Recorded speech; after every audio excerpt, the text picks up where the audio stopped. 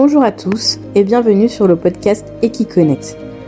Je suis Charlotte Masseron, gérante, enseignante, thérapeute du centre de bien-être et d'évolution équin et humain Equiconnect. Dans ce podcast, j'ai à cœur de vous partager mes réflexions, mes remises en question et ce que je vis au quotidien avec mes 10 chevaux. Ce podcast est une invitation à se questionner, à ouvrir sa conscience et à s'éveiller à une autre approche de la relation avec nos chevaux, de l'équitation et de l'écoute de soi-même pour plus de connexion et de sens dans ce qu'on vit au quotidien. Bonjour à tous, aujourd'hui j'ai envie de vous parler d'une émotion et de l'émotion de la peur. Donc je vais vous en parler pour le cheval, comment la gérer, la comprendre et l'accompagner, et aussi pour l'humain. Pour commencer, j'avais envie de vous parler de la séance que j'ai fait aujourd'hui avec ma jument Darling. Donc Darling, je l'ai depuis qu'elle a 2 semaines. Aujourd'hui, elle a 12 ans. Donc on a vécu déjà beaucoup de choses toutes les deux. On a tout fait ensemble. C'est moi qui l'ai débourrée, c'est moi qui ai tout fait. Enfin voilà, c'est vraiment ma jument et j'ai envie de dire c'est même plus que ça. C'est vraiment mon alter ego. On a vraiment un gros lien et une grosse connexion toutes les deux. Et donc ce matin, j'ai voulu faire une séance avec elle parce qu'elle reprend gentiment le travail après bien 2 ans sans avoir vraiment fait quelque chose parce qu'elle a eu son poulain osmose. Et donc voilà, c'était un moment pour elle où elle avait besoin de vivre d'autres choses que le travail. On a fait quand même des petites choses, mais vraiment pas grand-chose. Et donc aujourd'hui, on a repris les séances au sol et on a recommencé aussi un petit peu le travail monté. Et depuis un petit moment, dans le manège, donc dans mon manège, au fond du manège, elle a toujours été stressée. Enfin, en tout cas, vraiment très souvent, elle a vraiment peur au fond de ce manège parce que il y a des vitres. Et en fait, de l'autre côté, il y a un petit peu de ronces, un petit peu d'arbres et ça, avec le vent, ça fait du bruit. Ça fait du bruit et elle aime vraiment pas ça et ça la met inquiète. En sachant que Darling, c'est une jument qui est plutôt très ancrée, c'est la leadeuse de mon troupeau. Donc voilà, c'est une jument en qui on peut vraiment avoir confiance. D'ailleurs, moi j'ai vraiment une énorme confiance en elle. Quand moi j'étais enceinte et que j'ai voulu faire des photos, c'est la seule sur qui je suis montée à cru. Enfin voilà, j'ai une confiance énorme en elle et inversement. Mais ce fond du manège nous posait quand même problème. C'est un endroit où elle a toujours été vraiment tendue, vraiment sur l'œil, etc. Et donc aujourd'hui, pour reprendre, j'avais envie de reprendre les bases et du coup d'aller travailler dans ce fond du manège pour qu'elle soit vraiment sereine et qu'on puisse reprendre le travail en étant toutes les deux sereines. Parce que de mon côté, je vous en parlerai après, mais la peur, c'est un sacré sujet aussi pour moi, parce que j'ai passé beaucoup d'années à ne pas du tout l'écouter. Elle était carrément pas là, enfin si elle était là, hein, mais très loin, profond, et j'avais mis des verrous dessus. Bon, en même temps, en étant 2 ans dans le monde des courses, j'ai pas eu le choix. Mais voilà, je vous en parlerai aussi parce que c'est un sujet aussi pour moi, et du coup la séance avec Darling nous a aidé à vraiment avancer. Donc du coup voilà, c'est une séance où et elle et moi on a été visiter du coup la peur. Donc ce qu'il faut savoir, c'est que déjà cette émotion de la peur, elle est là, il y a un message derrière toutes les émotions. Bon, je l'ai déjà dit dans d'autres podcasts, mais je vais le répéter, toutes les émotions, elles sont pas là pour nous embêter. Elles sont vraiment là pour nous donner une indication, un message, une alerte, comme quoi là, il y a quelque chose qui est pas bon pour notre bien-être et on a quelque chose à faire pour retourner dans une zone de bien-être. Donc la peur, c'est l'émotion qui vous dit qu'il y a un danger. Alors, qui vous dit qu'il y a un danger physique, émotionnel, et alors, en général, quand elle arrive, c'est que vous avez une intuition qu'il y a un danger, mais il faut aussi faire attention parce que la peur, elle peut arriver ou venir quand vous êtes dans une situation qui vous donne l'impression de revivre un traumatisme passé. Donc, par exemple, moi, pour cette situation-là avec Darling, donc le fond du manège qui fait peur, etc., le fait que là, quand elle se fige, que moi, je me fige aussi, c'est parce que, bon, déjà, ça fait plusieurs fois que elle se fige et que derrière, elle serre les fesses et elle part à fond la caisse de l'autre côté du manège. Donc, j'ai ça en tête quand elle fait ça. Donc, je dirais pas que c'est un traumatisme, mais c'est quand même une anticipation de, elle est capable de faire ça. D'accord ?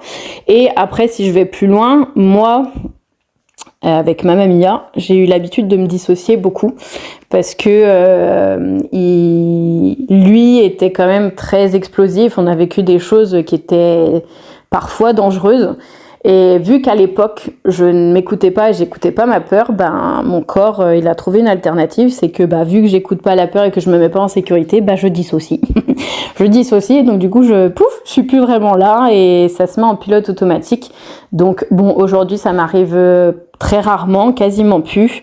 Mais ça peut encore m'arriver dans des situations qui me refont penser à des choses que j'ai vécues avec Mamma Mia ou avec mes autres chevaux dans les courses, par exemple, parce que finalement, c'est vraiment là que mon corps a eu ce fonctionnement-là, c'est que j'ai tellement vécu de choses dangereuses dans cette discipline, dans ces formations-là, que en fait, mon corps, il a vraiment appris qu'il pouvait m'envoyer les signaux de la peur.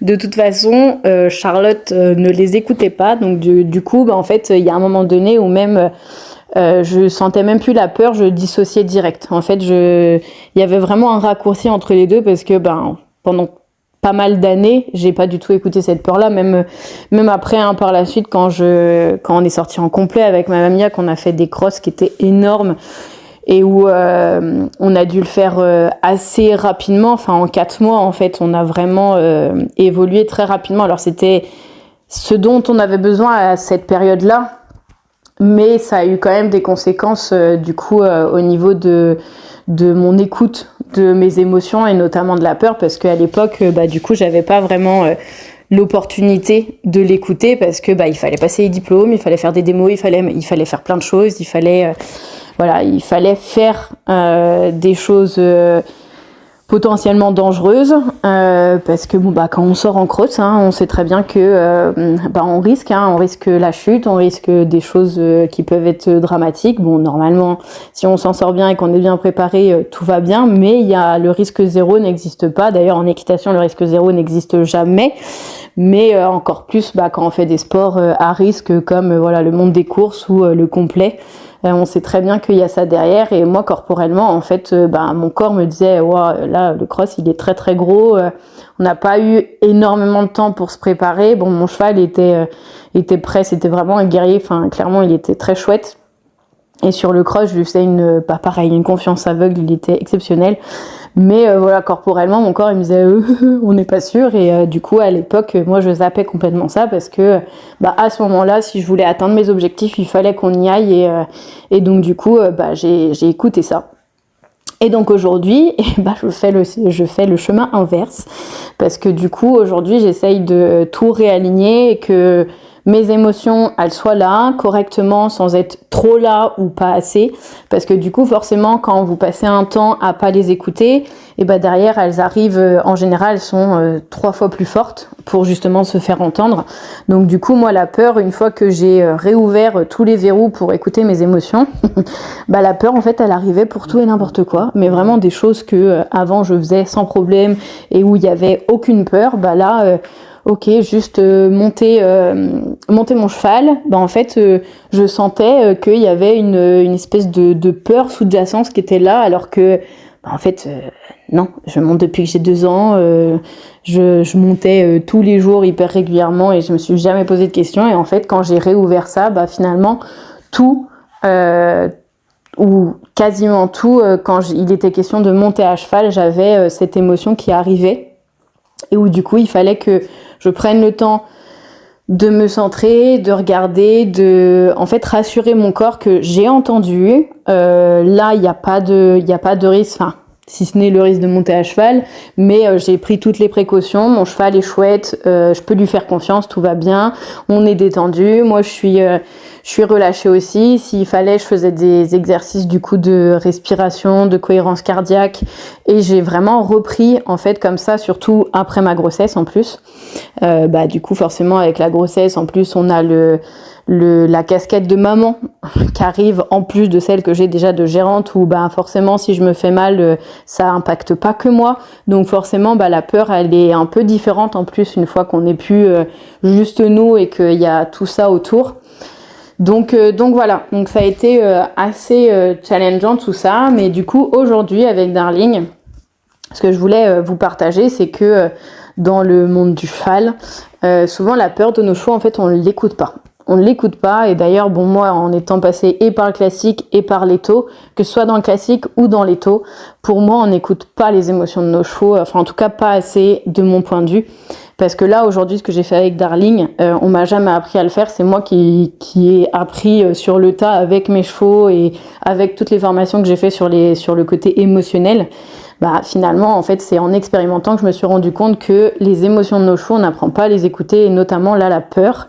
Donc, ce qu'on a fait avec Darling ce matin, c'est que contrairement au classique, bon, le classique, de toute façon, notre cheval n'est pas franchement écouté, en tout cas ce que moi j'ai appris et vécu en classique. Bon, notre cheval il a peur de quelque chose, allez hop hop hop, c'est bon, il n'y a pas à avoir peur, on y va, il y a là, et puis s'il faut même entre guillemets on se fâche. Donc bon, ça c'est absolument pas à reproduire. Et en équitation éthologique, ce qu'on m'a appris, c'est à contrôler les pieds de mon cheval pour occuper sa tête, et du coup qu'il revienne se connecter à moi et qu'il soit plus connecté à l'environnement. Alors sur le principe, pourquoi pas, mais dans le fond en fait non. Parce que je vais vous expliquer pourquoi. Par exemple, Darling, alors ça j'ai déjà essayé, hein, bien évidemment, étant formée comme ça, au début, avant d'être formée au côté émotionnel, bon bah c'est ce que j'ai essayé de faire, ok, elle a peur, ok, reste avec moi, potentiellement je désengage, je la ramène, enfin je la remets en fait dans un exercice, sauf que alors, j'avais une jument qui était avec moi, qui faisait mes exercices, etc. Oui, il n'y a pas de fuite, il n'y a pas de défense, il n'y a pas de tout ça, mais par contre, corporellement, émotionnellement, je voyais bien qu'elle restait dans une espèce de peur et un espèce de figement, en fait. Ça se sent, et donc du coup, c'est pas ce que je cherche, moi, avec mes chevaux. Moi, je cherche vraiment à aller beaucoup plus profond, et je veux des chevaux qui, déjà, ont envie de travailler avec moi, et du coup, qui sont décontractés dans le travail pour travailler correctement, physiquement et aussi émotionnellement. Donc du coup, aujourd'hui, ce qu'on a fait, c'est que quand elle avait peur, donc moi je lui ai demandé de se mettre sur le cercle, et donc bien évidemment, hein, pas de surprise, elle arrive dans le fond, elle se contracte, elle se tend, alors il n'y a rien d'autre, hein, mais du coup quand elle fait ça, je lui demande l'arrêt. Je l'arrête, et là je lui ai laissé du temps en fait. Je lui ai laissé du temps pour regarder, pour comprendre que bah non, là maintenant tout de suite il n'y a aucun danger. Bon, je fais de la communication animale aussi, donc je lui ai envoyé des images, je lui ai envoyé aussi ce que moi je percevais, j'étais aussi connectée à mon corps, parce que bien évidemment quand elle se tend, on est tellement connecté que moi corporellement j'ai tendance, même sans m'en rendre compte, à faire pareil. Donc moi je m'occupais de me décontracter moi-même, tout en restant un petit peu focus sur elle et en lui disant regarde, tout va bien, regarde, prends le temps, c'est des arbres qui bougent derrière, qui font le bruit, il y a aucun danger, et d'ailleurs quand bien même un jour il y aurait un danger, on a toutes les ressources, toutes les deux, pour se mettre en sécurité. Donc j'ai vraiment travaillé comme ça, et donc on a travaillé, on a dû faire une séance de 3/4 d'heure, où on a fait que ça en fait. On a avancé vers l'endroit qui fait peur, je lui ai laissé le temps de regarder, de prendre conscience en fait par elle-même que déjà moi j'étais toujours là, et que j'étais sereine, que je respirais, que tout allait bien de mon côté. Et je lui envoyais que ça pouvait être la même chose pour elle, qu'elle n'avait pas besoin de stresser, que tout était ok. Alors je vous dis pas que ça se fait en 5 minutes, parce que c'est pas le cas. D'ailleurs, toutes les choses qui se font en 5 minutes, faut se poser des questions, je pense. Mais là, en tout cas, au niveau de l'émotion, de la peur, en une séance, on a vraiment fait un pas de géant. Et en fait, juste parce que j'ai écouté son émotion, je lui ai laissé voir comment elle pouvait être autonome finalement sur sa régulation, et puis en fait en étant leader de son troupeau, bien évidemment qu'elle sait le faire, parce que sinon les autres chevaux l'auraient pas choisi comme leader du troupeau pour les apaiser, et puis leur montrer quand il y a quelque chose à regarder ou quand on peut repartir brouter. Et finalement en fait ce que j'ai fait, c'est que au lieu de faire une séance avec elle où on pense par ego d'humain qu'on va solutionner les émotions de nos chevaux, là en fait je lui ai laissé la possibilité, je l'ai accompagnée, en fait j'ai été là en soutien, mais je l'ai laissé faire son autorégulation finalement toute seule, pas toute seule complètement parce que j'étais là, mais elle-même en fait je lui ai laissé le temps de regarder, je lui ai laissé le temps de s'apaiser, et finalement en plus en lui laissant cette opportunité là, j'ai pu le faire aussi pour moi, et je me suis rendu compte que mon corps, quand elle se crispait, il se crispait, mais il se crispait pas pour ce qu'elle était en train de faire là. Moi, je me crispais pour ce que j'anticipais qu'elle allait faire, c'est-à-dire partir à l'autre bout du manège ou mettre un coup de cul, enfin peu importe, surtout les choses que finalement c'est pas franchement darling, moi qui est resté engrammé dans mon corps, c'est les explosions de Mamma Mia. Donc en fait, moi je me remettais sur le présent, aujourd'hui là maintenant je suis avec Darling, j'ai confiance en elle, en plus elle me montre et elle me démontre qu'elle est autonome et que quand elle a peur finalement elle regarde et elle ne part pas en fait. Si je lui laisse le temps finalement en fait ça ne monte pas, ça monte pas crescendo sa peur et donc du coup elle a pas besoin de fuir parce que finalement elle l'apaise. Elle toute seule sur le moment et donc après hop on repart dans l'exercice et si à un moment donné elle se repose la question parce que bon ça fait quand même plusieurs années qu'on travaille dans ce manège là donc voilà c'est ok que ce soit pas en une fois comme ça que ça passe mais du coup plusieurs fois dans la séance elle a pu s'arrêter, elle a pu regarder, elle s'est posée et à aucun moment dans la séance elle a serré les fesses et elle a accéléré vraiment à aucun moment alors que d'habitude c'est vraiment souvent quand je travaille au fond du manège. Là, à aucun moment, en fait, parce que je lui ai laissé le temps et que du coup, elle a pu apaiser son émotion au fur et à mesure sans que, en fait, la jauge, finalement, augmente et du coup déborde. Donc, c'était vraiment magique de faire ça. Et en plus de ça, je me suis rendu compte moi-même que j'avais une jument qui était hyper sécure, en fait. Qui était hyper sécure parce que elle est autonome là-dedans. Si l'humain, en fait, laisse la possibilité au cheval de regarder nos chevaux, ils sont tellement sages en fait et tellement intelligents que en fait j'ai envie de dire ils n'ont pas franchement besoin de nous. Par contre nous on a besoin d'eux. Là voilà elle m'a vraiment montré que on pouvait s'auto-réguler toutes les deux et que la confiance mutuelle qu'on a elle est vraiment légitime parce que on est toutes les deux très posées et que oui on a vécu pendant très longtemps avec Mamma Mia et je pense elle comme moi du coup on a eu des comportements en fonction de qui il était. Et c'est vrai que c'était un petit pur sang très très sensible, hypersensible et explosif. Donc je pense qu'il nous a un peu, entre guillemets, contaminés. Même si je suis très heureuse d'avoir vécu tout ça avec lui. Aujourd'hui, j'ai envie de me défaire de ça parce qu'aujourd'hui, je veux que ce soit plus serein et plus facile avec mes chevaux.